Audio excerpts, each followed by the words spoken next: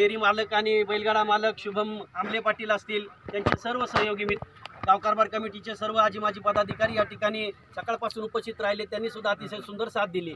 समालोचन करणारे आमचे प्रवीणजी घाटे, मयूरजी तळेकर आणि झेंडापंच कालिदासप्पा घाटे यांनी सुद्धा पुरंदर तालुक्यामध्ये आमच्या टेकवडी गावाचं नावलौकिक महाराष्ट्रभर या बैलगाडा शर्यतीच्या माध्यमातून गेलं.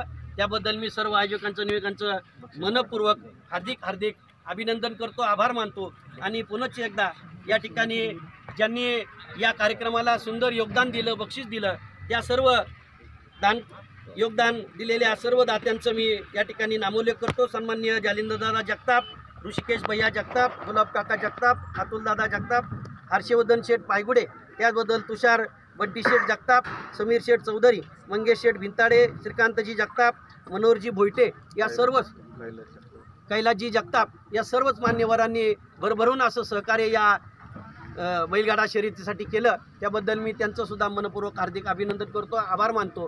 आणि असंच योगदान बाबाराजांना मी विनंती करतो की आमच्या युवकांना, बैलगाडा मालकांना तुमचं राहावं आणि जिथं तुम्ही या ठिकाणी पुढील काळामध्ये जेव्हाही आम्हाला सहकार्य मिळेल किंवा या ठिकाणी मैदान उपलब्ध होईल, येणाऱ्या काळात आपल्या मार्गदर्शनाखाली भव्य दिव्य हा सोहळा अजून पुन्हा चालू ठेवू अशीच आईसाहेब कुंजाई मातेच्या चरणी प्रार्थना करतो. आणि आईसाहेब कुंजाई मातेचा आशीर्वाद हा बाबाराजांना, त्यांच्या सर्व टीमला आणि आजच्या या दात्यांना सर्वांनाच मिळावा अशी मी आईसाहेब कुंजाई मातेच्या चरणी प्रार्थना करतो. धन्यवाद. कशा पद्धतीने मैदान पार पडलं?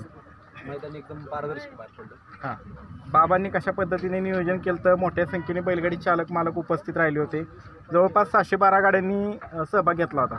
तर काय सांगाल त्याविषयी?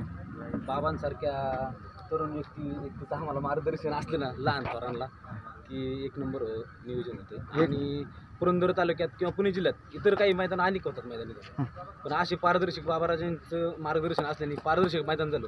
अशी मैदान पुरंदर तालुक्यात सुद्धा पाहायला भेटत नाही. आता आगामी काळामध्ये परत या गावामध्ये आम्हाला मैदान पाहायला मिळेल का? 100% आता आगामी काळात बाबाराजांच्या मार्गदर्शनानुसार प्रत्येक मैदान घेणार आहे आम्ही. लवकरच तारीख कळवलं. चालते. धन्यवाद दादा.